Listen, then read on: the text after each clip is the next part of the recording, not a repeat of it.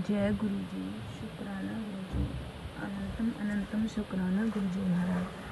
आज हम शिव महापुराण का सप्तम वायव्य संहिता का 17वां अध्याय पढ़ने जा रहे हैं।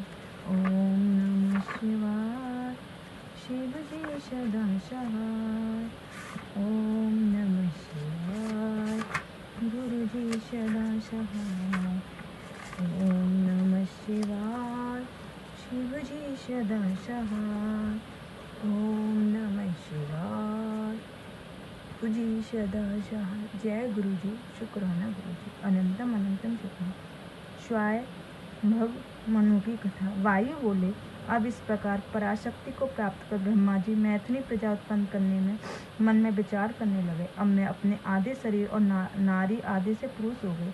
तब तो उनका नारी स्वरूप था और शत्रुपा प्रकट हुई, और जो ब्रह्मा जी का पुरुष आधा शरीर था उसका विराट हुआ, जिससे प्रथम पुरुष स्वयं भव मनु हुए। तब उस देवी शत्रुपा ने दुस्तर तप करके दीप्तिमान महायशस्वी को अपने पति को प्राप्त किया। उस शत्रुपा से प्रियव्रत और उत्तानपाद दो श्रेष्ठ पुत्र और दो महाभाग कन्या उत्पन्न हुई, जिससे इस महाभगवती प्रजा का विस्तार हुआ। उन दोनों कन्याओं का एक नाम आकुति और दूसरी का नाम प्रसूति था। जब स्वयं मनु ने प्रसूति को दक्ष को दे दिया तो आकुति ने रुचि नामक प्रजापति को दे दिया। उससे आकुति में तो रुचि प्रजापति की एक कन्या एक पुत्र उत्पन्न किया, जिसका नाम यज्ञ और दक्षिणा था। इन्हीं से सारा जगत संपूर्ण होकर वृद्धि को प्राप्त हुआ। स्वयंभू की प्रसूति कन्या में लोगों की माताएं 24 कन्याएं प्रकट हुई, जिसे श्रद्धा, लक्ष्मी, द्युति, पुष्टि, तुष्टि, मेघा, क्रिया, बुद्धि, लज्जा, पशु, विपु, शांति, सिद्धि और कीर्ति।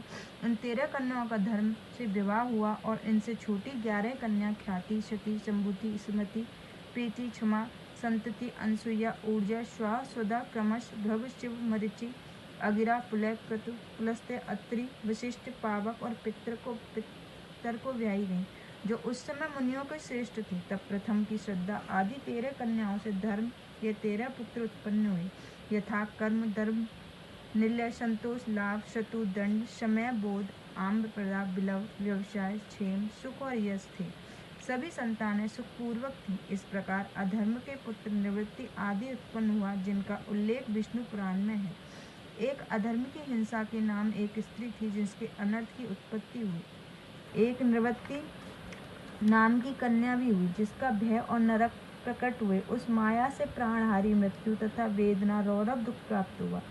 फिर मृत्यु के व्याधि, जरा, शोक, तृष्णा, क्रोध उत्पन्न हुए, जो ये सभी दुख रूप थे, जिनके न कोई स्त्री न पुत्र हुआ, क्योंकि ये सत्य और धर्म से रहित थे। अधर्म रूपी तामसी सृष्टि और जो सती नामक दक्ष कन्या रुद्र से ब्याही गई थी, उन्होंने अपने पति की निंदा से अपने भाइयों तथा दक्ष उसकी स्त्री की निंदा कर अपना शरीर त्याग दिया।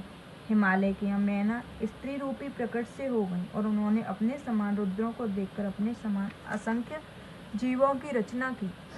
यह कथा मैं तुमसे कह चुका हूँ। वही भृगु ऋषि ख्याति स्त्री नारायण प्रिय लक्ष्मी उत्पन्न हुई, तथा धाता विधाता नामक देवता पुत्र और पौत्र भी सहस्त्रों हुए। उनकी उत्पत्ति पुलस्त्य से प्रीति नामक स्त्री दंत और अग्नि नामक पुत्र से उत्पन्न हुए, जो स्वयं स्वयंभू मनवंतर में अगस्त जी हुए।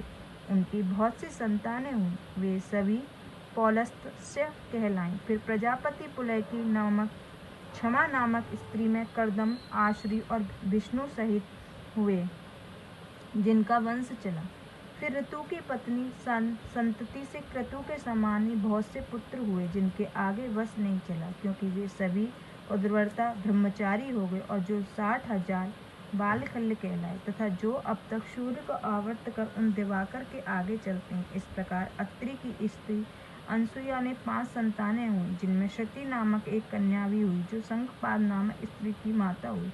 उनके पुत्रों के नाम ये सत्यनेन्द्र, हव्य, अमोमूर्ति, शनिश्चर और सोम, ये 5 अत्रि से हुए। फिर उनके भी बहुत से पुत्र पौत्र हुए, आत्रेय कहलाए, तथा स्वयंभू मनवंतर में भी जिसकी परम परिसमाप्ति हो गई। फिर ऊर्जा के वशिष्ठ के 7 पुत्र हुए, और उनकी बड़ी बहन का नाम पुंडरीका था, जिसके पुत्रों का नाम रजगात, उर्दवाह, शवन, अनय, सुतप और शुक्र था। ये 7 भी ऋषि हुए। वशिष्ठ का नाम इसका गोत्र प्रणाम पड़ा। स्वयंभू मनवंतर की परस्पति और ये सैकड़ों और अरबों की संख्या में फैल गए।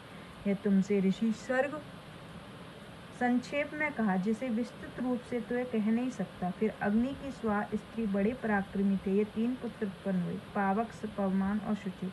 इनका भी एक वृद्ध वंश हुआ, जिनके देवता पितर अशुर पुत्र 49 पुत्र थे। काम्य कर्मों में जिनकी स्थिति, ये सभी विपक्षी व्रतधारी थे। वे सभी रुद्रात्मक रुद्र के भक्त। इससे अग्नि के मुख में जो भी देते थे वह सब रुद्र के उद्देश्य से दिया हुआ कहलाया। इति शिव महापुराण का 17वां अध्याय अभी बाकी।